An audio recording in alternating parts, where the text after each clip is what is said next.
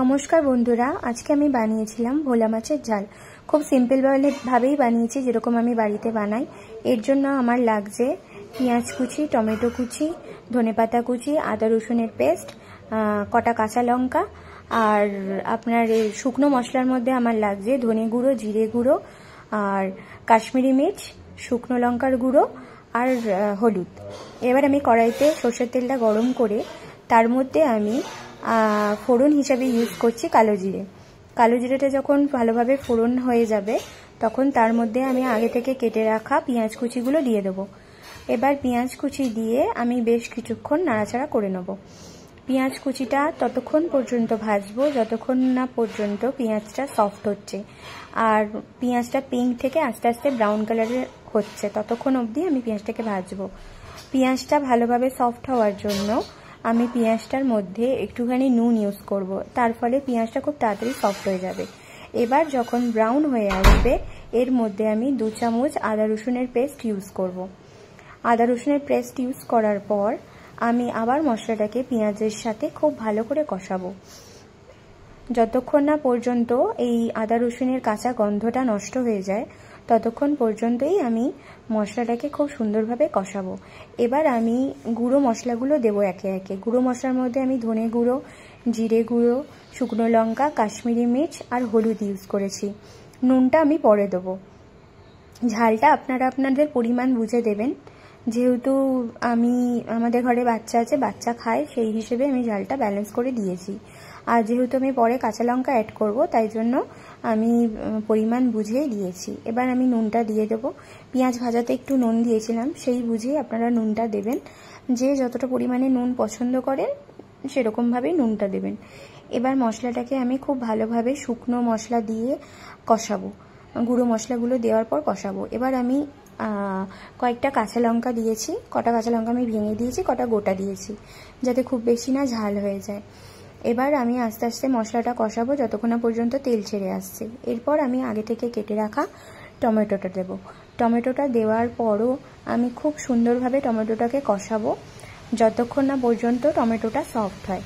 আমি এখানে ঢাকা দিয়ে মশলাটাকে কষাবো। ঢাকা দিয়ে মশলাটা কষানোর ফলে আমি সিম করে কষাবো। এতে কি হবে, এতে মশলাটা খুব ভালোভাবে সফট হবে আর প্রচণ্ড সুন্দরভাবে কালারটা আসবে আর তেলটাও পুরোপুরি ছেড়ে চলে আসবে। এবার মশলা ভালোভাবে কষানোর পর যখন পুরো কাঁচা গন্ধটাই নষ্ট হয়ে যাবে, তখন আমি এর মধ্যে একটুখানি ধনেপাতা কুচি অ্যাড করব। ধনেপাতা কুচি দিয়েও আমি বেশ কিছুক্ষণ মশলাটাকে নাড়াচাড়া করব। নাড়াচাড়া করার পর ধনেপাতা দিয়েও কিছুক্ষণ নাড়াচাড়া করার পর এরপর আমি এখানে জল ইউজ করব। আপনারা চাইলে গরম জল ইউজ করতে পারেন। আমি এখানে নর্মাল যে জল হয় সেটাই ইউজ করেছি, রুম টেম্পারেচারের জল। আপনারা গরম জল চাইলে দিতে পারেন, গরম জল দিলে আরও ভালো, তাড়াতাড়ি কুকিংটা আরও তাড়াতাড়ি হয়ে যাবে। এবার গরম জল দেওয়ার পর আপনারা কীরকম গ্রেভি পছন্দ করেন সেরকমভাবে গ্রেভি রেখে দেবেন। আমার যেমন ভোলা মাছের ঝালটা খুব শুকনোই ভালো লাগে, সেই হিসেবে আমি জলের পরিমাণটা কমে দিয়েছি। এবার আমি ঢাকা দিয়ে দেবো। এবার ঢাকা খুলে মাঝে মধ্যে আমি চেক করব যে জলটা কতটা পরিমাণে আছে। এবার যখন দেখব জলটা অনেকটাই টেনে গেছে, তখন এর মধ্যে আমি আগে থেকে নুন হলুদ দিয়ে ভেজে রাখা ভোলা মাছগুলো অ্যাড করব। ভোলা মাছগুলো একে একে আমি সুন্দরভাবে কড়াইয়ের মধ্যে অ্যাড করে দেবো। এবার আমি কিছুক্ষণের জন্য ভোলা মাছের তরকারিটা সিম আছে বসিয়ে দেবো আর কটা উপর থেকে চেরা কাঁচা লঙ্কা দিয়ে দেবো আর উপর থেকে আমি একটু ঢাকা দিয়ে দেবো। ঢাকা দেওয়ার পরে মাছগুলো সফট হয়ে আসবে আর খুব সুন্দরভাবে কুক হয়ে যাবে। আমি ভোলা মাছ যেহেতু খুব নরম মাছ, তাই আমি বেশি নাড়াইনি, হালকা করে নাড়িয়েই আমি এটাকে ঢাকা দিয়ে দিয়েছি।